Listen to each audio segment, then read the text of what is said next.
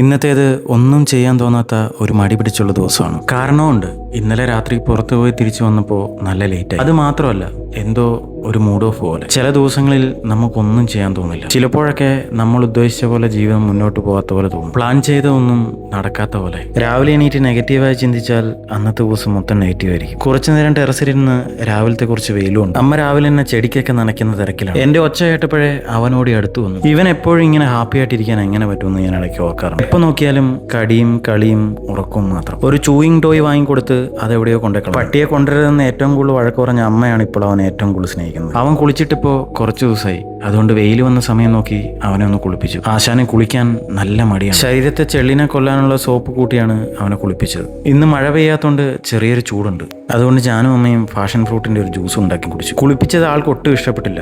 അതുകൊണ്ട് ചെറിയ ദേഷ്യത്തിലാണ്. എന്റെയും അവന്റെയും മൂഡ് ശരിയല്ല എന്ന് തോന്നുന്നു. അടുത്ത വ്ളോഗിൽ കാണാം. ബൈ.